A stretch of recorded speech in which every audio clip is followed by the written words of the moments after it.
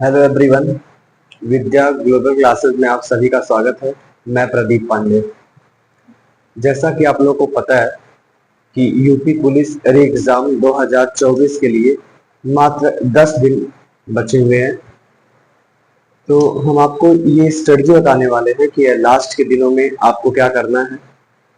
इसी वजह से आज का जो टॉपिक है वो है अंतिम प्रहार। तो ऐसे में आपको ये अंतिम प्रहार के रूप में क्या क्या यूज करना होगा चीजें, इन्हीं के बारे में हम पढ़ेंगे। देखिए, इस समय में आप लोग अगर डरे हुए हैं तो बेशक डरना स्वाभाविक है, क्योंकि इतने ज्यादा कंपटीशन है।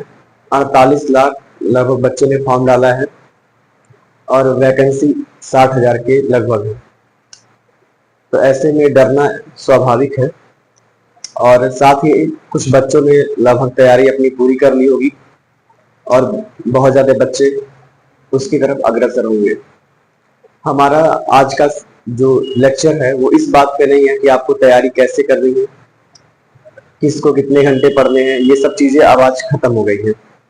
आपको ध्यान ये देना है कि जितनी हमारे पास तैयारी हो गई है उसको हम कैसे न्यूट्रलाइज करके मैक्सिमम मार्क्स ले आए और कम से कम गलतियां कर सकें। आपके लिए हमने सेफ स्कोर का भी बात कर दिया था या सेफ क्वेश्चन का भी बात कर दिया था।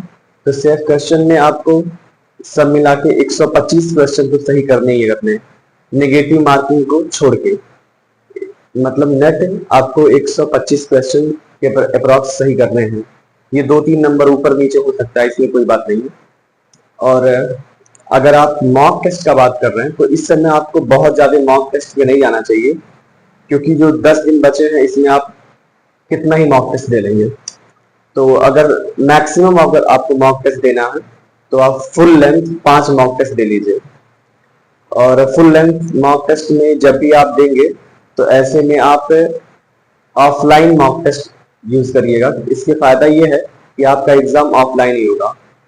और अगर ऑफलाइन है तो आप किसी भी एक चैनल से जहाँ पे मॉक टेस्ट हो रहे हैं उस मॉक टेस्ट का क्वेश्चन ले लीजिएगा और साथ में ओमार प्रिंट करवा के रख लीजिए।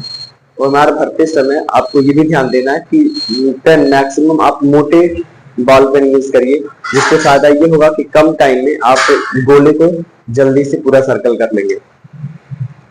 और साथ में ये मैक्सिमम ध्यान देना है कि जब भी क्वेश्चन करें तो ये ध्यान देते रहे कि क्वेश्चन जो एक बार आपको आ रहा है वो पूरा गो थ्रू हो जाए, पूरे क्वेश्चन कर ले।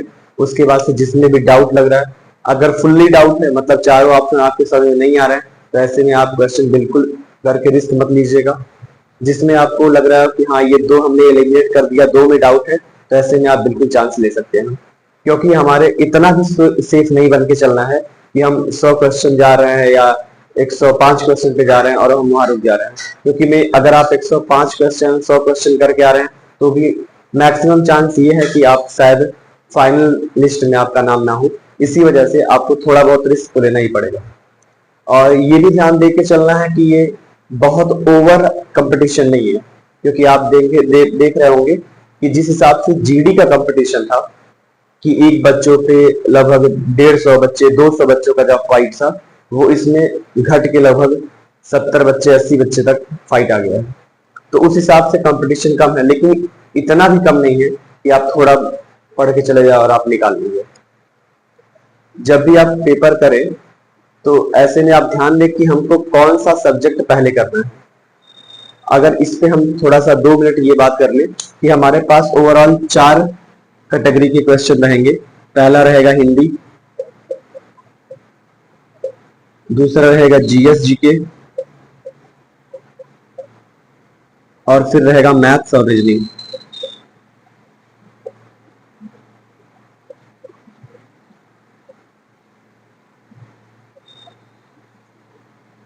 मैथ और रीजनिंग, तो ये सब 4 सब्जेक्ट आपने पूछना है। यहाँ पे ये ध्यान देना है कि जितने भी सब्जेक्ट हैं ऐसे में किसी को बहुत कम या किसी को बहुत ज्यादा आंकने की जरूरत नहीं है। आपको ये भी पता है कि ये जो दोनों टॉपिक है इनको मिला के अप्रॉक्स 75 क्वेश्चन आने हैं और इन दोनों को मिला के अप्रॉक्स 75 क्वेश्चन ही आएगा। तो आपका जो भी टॉपिक सबसे अच्छा हो या जिसमें आप बहुत अच्छा कर रहे हो, ऐसे में आप पहले लेके चलिएगा। लेकिन अगर हमारा ये एक ऑप्शन है आपके लिए कि अगर आप हिंदी और जीके को पहले कर ले रहे हैं, मतलब 75 क्वेश्चन आप गो थ्रू हो जा रहे हैं, उस 75 क्वेश्चन में से अगर आप 95% क्वेश्चन कर ले रहे हैं, तो आपको एक एक्स्ट्रा बेनिफिट ये मिल जाएगा कि आपके माइंड में पॉजिटिविटी हो जाएगी। ये जो पॉजिटिविटी रहेगी आपको मैथ्स और रीजनिंग करने में बहुत ज्यादा सहायता देगी। साथ में आपको ये भी ध्यान देना है कि जब भी मैथ्स और रीजनिंग करें तो यहाँ पे उसके पहले प्रयास करें कि हमारा जो हिंदी और जीके के क्वेश्चन है वो मैक्सिमम अटेम्प्ट कर लेते हैं। एक बार आप जीके और हिंदी का क्वेश्चन अटेम्प्ट करने के बाद लगातार मैथ्स और रीजनिंग करें। जब भी मैथ्स और रीजनिंग करें तो फ्री माइंडेड होकर करें और एक बार में ही आंसर निकालने का प्रयास ना करें कि एक बार हमने किया और तुरंत आंसर आ गया, और ऐसे में हम जब तक निकाल नहीं लेंगे आंसर तब तक इस पे लगे रहेंगे। ये ट्राई ना करिएगा। एक क्वेश्चन हुआ, अगर लगाया आपने आंसर नहीं आया, तुरंत वो दूसरा क्वेश्चन बढ़ जाना है। और जब भी दूसरे क्वेश्चन पे बढ़ना है तो अपना पूरा का पूरा ध्यान उस दूसरे क्वेश्चन पे देना है। जो पहला आपका आंसर नहीं आया था उसके बारे में ज्यादा नहीं सोचना है। ऐसे करते करते आपको पूरा पेपर अटेम्प्ट करना है, और जब भी पूरा पेपर अटेम्प्ट करें तो ऐसे में हमेशा और हमेशा सेफ टाइम जोन लेके चले। मतलब अगर आपको दोबारा जो क्वेश्चन आपको डाउट थे या जो क्वेश्चन आंसर नहीं आ रहे थे, हो सकता है दोबारा सॉल्व करने में वो जल्दी से आंसर आ जाए। तो ऐसे में ये भी टाइम एकदम, इससे आप कैसे क्लियर कर सकते हैं, ये मॉक टेस्ट से ही क्लियर होगा।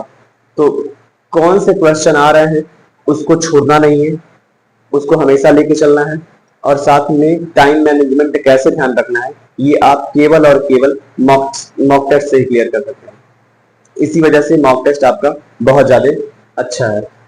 साथ में आप किसी भी कोचिंग सेंटर का ले लीजिए मॉक टेस्ट, ये इसके लिए आप फ्री है, जो भी आपको सही लग रहा हो। और लास्ट बात ये है कि आपको रिवीजन पे बहुत ध्यान देना है। रिवीजन इसलिए ध्यान देना है क्योंकि आपने जो भी मॉक टेस्ट दिया होगा, साथ में जो भी एक बार पढ़ा होगा, ऐसे में आप लगभग 45% चीजें आप भूल जाते हैं कुछ दिनों बाद। तो जो मेन अंडरलाइन चीजें हैं की हो, आपने जो पढ़ा हो या मॉक टेस्ट में जो भी आपने शॉर्ट नोट्स बनाए हो, उसका रिवीजन आप बेशक पहले कर लीजिए। इससे फायदा ये होगा कि जो आपने मॉक टेस्ट दिया होगा उसका एक बार न्यूट्रलाइजेशन हो जाएगा। अगर आप अपने से कोई शॉर्ट नोट्स नहीं बनाए हैं या मॉक टेस्ट में हमने बहुत ज्यादा की पॉइंट्स नहीं नोट किए हैं, तो ऐसे में आप किसी भी चैनल का जो भी आपको सही लग रहा है, तो वहां पे वन शॉट वीडियो या मैराथन वीडियो जो भी चल रहे हैं उससे आप पढ़ लीजिए। उसमें क्या होगा कि आपको बहुत कम टाइम में आपका पूरा और पूरा रिवीजन क्लियर हो जाएगा। और साथ में ये ध्यान दें कि अगर आपने किसी भी टीचर का जो पहले वीडियो देख रखा है, उसी टीचर से अगर टारगेट करें कि आप मैराथन भी उसी टीचर से लें, इससे फायदा क्या होगा कि वो जो टॉपिक आपको कंक्लूड कराएगा वो पीछे से जो भी टॉपिक आपने पढ़ा होगा उससे लिंक होता हुआ जाएगा। और साथ में ये ध्यान देना है कि जो मिनी मॉक टेस्ट आप कभी कभी करते हैं, वो मिनी मॉक टेस्ट आप जब भी फ्री टाइम मिले तो एक बार मिनी मॉक टेस्ट जो भी 20 मिनट 15 मिनट का होता हो उसको आप टारगेट करते रहिए। इससे फायदा ये होगा कि जो छोटे छोटे क्वेश्चन जो बहुत कम टाइम में आप कर लेते हैं, उससे फायदा ये होता है कि बार बार उस क्वेश्चन आपके सामने आएगा, तो उससे एग्जाम टाइम में अगर वो ऑप्शन आपको दिख रहा है और क्वेश्चन वैसा ही है तो आप जल्दी से टिक करके आगे बढ़ जाएंगे। और भी आपको कुछ चीजें हम बता दें जो बहुत ज्यादा कंपलसरी है आपको आने के लिए। पहली ये बात ये कि आपको अब अपने ज्ञान का प्रदर्शन बहुत ज्यादा नहीं करना है कि आप कहीं भी जाएं तो बता दें कि हमने इतना पढ़ा है, या दूसरे से पूछे आपने कितना पढ़ा है। इस चक्कर में बिल्कुल ना पढ़े। जितना आपने पढ़ा है वो बहुत अच्छे से पढ़ा है, बस उसी का रिवीजन करते रहें। साथ में किसी भी दोस्त से बार बार ये कॉल करके भी ना पूछे कि तुमने ये प्रीवियस ईयर किया कि नहीं किया, या फिर ये जो बुक आई है उस बुक में जो भी एमसीक्यू है उसको करना किया कि नहीं किया। उससे क्या होगा कि अगर वो झूठ ही बोल देगा कि हाँ हमने कर रखा है, तो आपके ऊपर एक प्रेशर क्रिएट होगा, भले से ही वो ना किया हो। तो ऐसे में आप जितना ही किए हैं आपके लिए उतना सफिशियंट है। कोई बहुत ज्यादा नया चीज ना पढ़े। हो सकता है कोई चीज ऐसा हो जो इम्पोर्टेंट हो, उसको आपने ना पढ़ा हो, आपको अब पता चला है, तो बेशक वो चीजें पढ़ लीजिए, क्योंकि वो अगर बहुत कम टाइम में खत्म हो जा रहा है और कुछ नंबर आपके लिए बढ़ा दे रहा है तो वो बहुत जरूरी है। साथ में अगर आपका जो भी करंट अफेयर और जो भी चीजें यूपी के लिए जो भी स्पेशल चीजें हैं उसको आप एक बार गो थ्रू कर लीजिएगा, क्योंकि इससे जो करंट अफेयर है उसके बारे में बहुत कोई डिसाइड तो नहीं कर सकता, लेकिन ये है कि हाँ आपके लिए एक पॉजिटिविटी का वर्क हो सकता है। मैथ्स में आप कैलकुलेशन, जो बहुत ओवर कैलकुलेशन वाले क्वेश्चन होंगे, टारगेट आपको कुछ ऐसे क्वेश्चन होंगे जो ओवर कैलकुलेशन बन जाएंगे, वो आपको देखते ही पता चला कि हाँ ये ओवर कैलकुलेशन है, लेकिन ये उसी बच्चे को पता चलेगा जो लगातार कई दिनों से रीजनिंग या मैथ्स सॉल्व कर रहा है। तो ऐसे में कुछ उस क्वेश्चन को आप थोड़ा आगे भी बढ़ा सकते हैं, या जब आपको लगे कि हाँ थोड़ा सा ना इजिली फील कर रहे हैं तो उस क्वेश्चन को आप जल्दी से उठा के कर लीजिए। ये सब बहुत पॉजिटिव वाली चीजें हैं। और बेशक ये मान के चलिएगा कि कंपटीशन में आप बिल्कुल हैं, आप फाइटिंग में हैं, और ये आप बिल्कुल डिस्क्वालीफाई नहीं करिएगा कि नहीं इन चीजों में या इस सब्जेक्ट में हम बहुत अच्छे से नहीं कर पा रहे हैं, तो हो सकता है कि हमारा जो आगे का एग्जाम है वो गड़बड़ हो जाए। तो ये सब बिल्कुल नहीं ध्यान देना है। ये ध्यान देना है कि हमने जो भी चीजें पढ़ा है वो बहुत अच्छे और अच्छे टीचर से पढ़ा है। इन सब बातों का हम एक कंक्लूजन ये निकालते हैं कि अभी जो 10 दिन बचे हैं उसमें मिनिमम आप 5 मॉक टेस्ट दे दीजिए। और ये भी ध्यान दीजिएगा कि मॉक टेस्ट देते समय आपके जो 2 शिफ्ट में एग्जाम होने वाले हैं, उस 2 शिफ्ट के बीच का जो टाइम है, जैसे एक हो गया 10 से 12 और एक हो गया 3 से 5, खासकर आप उसी शिफ्ट में मॉक जो एग्जाम होना है मॉक टेस्ट उसी टाइम में दे। और किसी से भी ये शेयर ना करे कि हमारे मार्क्स बहुत कम आ रहे हैं, तुम्हारे मार्क्स बहुत ज्यादा आ रहे हैं, तो ऐसे में हमको एग्जाम देना चाहिए या नहीं देना चाहिए, इस कंक्लूजन पे बिल्कुल ना निकले। और अभी कुछ बहुत ज्यादा ये तो कहने लायक नहीं है, लेकिन थोड़ी बहुत शायद कंपटीशन अब की बार इस वजह से कम होगी कि अब की बार जो आपका सेंटर होगा वो सेल्फ डिस्ट्रिक्ट में ना होके शायद कुछ दूर जाएगा। तो इससे थोड़ी बहुत ज्यादा नहीं, थोड़ी बहुत कंपटीशन कम हो सकती है, क्योंकि बहुत ऐसे बच्चे हैं जिनका कहीं और सिलेक्शन हो गया है, उनको बस वैसे यूपी पिट एक बार टेस्ट करना था तो इस वजह से फॉर्म फिल कर दिया था, तो हो सकता है वो एग्जाम देने ना जाए। लेकिन फिर भी मैं बोल रहा हूँ कि ये कंपटीशन कम करने का बिल्कुल ऑप्शन नहीं है, लेकिन आप ये दिमाग में लेके चलेंगे कि हाँ इस वजह से भी आपको थोड़ा डरना कम है कि जिनके सिलेक्शन हो गए हैं वो थोड़ा सा एग्जाम को टाल सकते हैं। दूसरी बात यह है कि जो भी आपका एसएससी के एग्जाम्स हैं, बहुत बच्चों के सिर्फ एसएससी के एग्जाम्स है उन्होंने उसको टारगेट कर रखा है, बेशक वो यूपी में बहुत अच्छा फील कर रहे हो, लेकिन कुछ बच्चे उसमें भी क्या हो सकता है कि वो एग्जाम देने ना जाए। तो ये आपके लिए भी एक पॉजिटिविटी का वर्क है। तो आप जितने दिन हैं स्वस्थ रहिए, खूब ज्यादा मेहनत करिए, रिवीजन पे मैक्सिमम फोकस करिए, क्योंकि रिवीजन ही आपकी नैया एकदम पार लगा सकता है। मैक्सिमम रिवीजन करें, मैक्सिमम रिवीजन उसी का करें जो आपने पढ़ रखा है। साथ में आप मैराथन भी वीडियो देखिए, जिससे आपको लेकिन ये ध्यान देना कि मैराथन वीडियो देखते समय आपको बहुत नॉर्मल स्पीड करके देखना है, बहुत हाई स्पीड करके नहीं देखना है, क्योंकि जो चीजें बहुत जल्दी दिमाग में आएंगी या बहुत फास्ट दिमाग में आती है, ये एक साइंटिफिक ये है थियरी भी है कि अगर आप कुछ कोई चीज बहुत जल्दी सुन रहे हैं तो ये ऐसा भी पॉसिबिलिटी है कि वो दिमाग से बहुत जल्दी से निकल जाए। तो आप बहुत आराम से इत्मीनान से बैठ के आराम से उस लेक्चर को देखिए। और साथ में ये जो हमने सेफ क्वेश्चन का बात दिया है कि आपको 125 क्वेश्चन ये दिमाग में हमेशा लेके चलना है कि हमको इतना क्वेश्चन करना ही करना है। और पहले हिंदी और जीके से स्टार्ट करें और बाद में आप उस पेपर को मैथ और रीजनिंग से खत्म करें। तो इन सभी बातों को मैं कह के विराम देना चाहता हूं। और ये भी आपसे एक बात करना चाहता हूं कि जब भी पेपर खत्म होगा तो जिस शिफ्ट में मान लीजिए एक दिन में 2 शिफ्ट हो रहे हैं, तो एक दोनों शिफ्ट का जो कंक्लूजन है या फिर जो आंसर है या एनालिसिस है उसको हम उसी दिन रात में करेंगे।